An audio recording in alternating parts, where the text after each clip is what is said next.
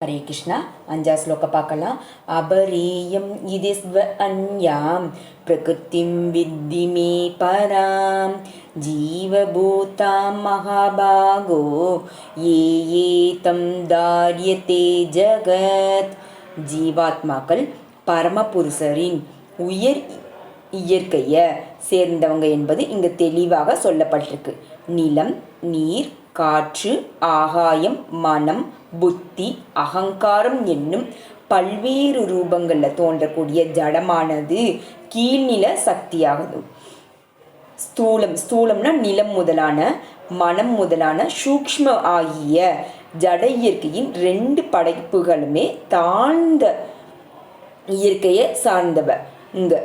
இந்த தாழ்ந்த சக்தியினை பல்வேறு நோக்கங்களுக்காக உபயோகிக்கும் உயிர்வாளிகள் பரமபுருஷரின் உயர் சக்தியை சார்ந்தது. உயர் சக்தியால தான் ஜட உலகம் முழுவதும் இயங்குது.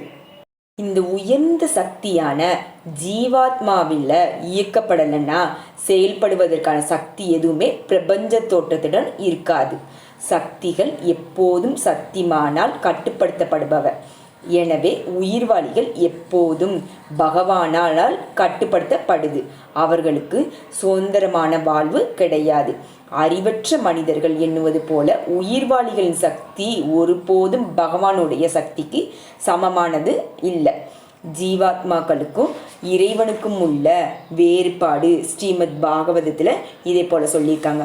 அபரிமிதா திருஷாதனுப்ரதோ யதி சர்வ கதாஸ் தர்கினாசஸ்யேதி நியமோ த்ருவோ நேதரதாம் அஜனீசயன்மயம் தத் அவிமுச்ய நியந்திர பவேத் சமம் அனுஜானாதாம் யத் அமதம் மதுத துஷ்டயதயா. நித்தியமான பரமனே, உடலை பெற்ற இந்த ஜீவன்கள் உம்மை போல எங்கும் நிறைந்து நித்தியமானவர்களாக இருந்தால் உமது கட்டுப்பாட்டின் கீழ் இருக்க மாட்டாங்க. ஆனால் அவர்கள் உங்களது நுண்ணிய சக்திகளாக இருக்கும் காரணத்தினால உங்களுடைய உன்னத கட்டுப்பாட்டிற்கு உட்படுது. அதனால தான் உங்களுடைய கட்டுப்பாட்டிற்கு சரணடைவதே ஜீவனின் உண்மையான முக்தியாகும். இந்த சரணாகதி அவர்களை மகிழ்ச்சி தரும். அதே போல சொரூப நிலையை மட்டுமே அவர்கள் கட்டுப்படுத்துபவர்களாக இருக்க முடியும். எனவே இறைவனும் ஜீவனும் எல்லா விதங்களிலும் சமமானவர்கள் என்னும் அத்வைத்த கொள்கையை பரப்பும் சிற்றறிவுடையோர் உண்மையில தவறான களங்களான கருத்துக்களால் வழிநடத்தப்படுறாங்க. பரமபுருஷரான கிருஷ்ணர் மட்டும்தான் கட்டுப்படுத்துபவர். எல்லா ஜீவாத்மாக்களும் அவரால் கட்டுப்படுத்தப்படுபவங்க. ஜீவாத்மாக்கள் அவரது உயர் சக்திகள். ஏன்னா குணத்தின் அடிப்படையில் அவரது இறைவனுடன் சமமாக இருக்கிறாங்க. ஆனால் சக்தியின் அளவை பொறுத்தவரை அவர்கள் என்றுமே இறைவனுக்கு சமமானவர்கள் இல்லை. உயர் சக்தியான ஜீவாத்மா தாழ்ந்த ஜட சக்திகளான ஸ்தூல சூக்ஷ்ம சக்திகளை உபயோகிக்கும் போது தனது உண்மையான ஆன்மீக மனதையும் புத்தியையும் மறந்துடுறாங்க. ஜீவாத்மாவின் மீதான ஜடத்தின் ஆதிக்கமே இந்த மறதிக்கு காரணம். ஜீவாத்மானா இப்போ நம்ம வாழ்கிற இந்த வாழ்க்கை, குடும்ப அந்த பந்தம், அது எல்லாமே. ஆனால் மாய சக்தியான ஜடத்தின் தாக்கத்திலிருந்து உயிர்வாளி விடுபடும் போது அவங்க முக்தி எனும் நிலையை அடைகிறாங்க.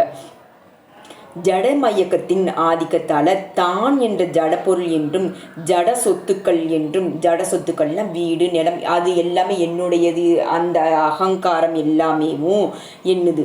இறைவனுடன் எல்லா விதங்களிலும் ஒன்றாகிவிடலாம் என்ற எண்ணம் உட்பட எல்லா பௌதீக கருத்திலிருந்தும் விடுபடும் போது தான் அவங்க உண்மை நிலை உணரப்படுது. அதனால தான் கிருஷ்ணரின் பல சக்திகளில் ஒன்று ஜீவாத்மா என்றும், அந்த ஜீவசக்தி பௌதீக களங்கத்திலிருந்து தூய்மை அடைந்தவுடனே பூர்ண கிருஷ்ண உணர்வினை அடைகிறது என்று கீதை உறுதி கூறுவதாக முடிவாக சொல்ல முடியும். ஹரே கிருஷ்ண ஹரே கிருஷ்ண கிருஷ்ண கிருஷ்ண ஹரே ஹரே ஹரே ராம ராம ராம ஹரே ஹரே ஹரே கிருஷ்ணா.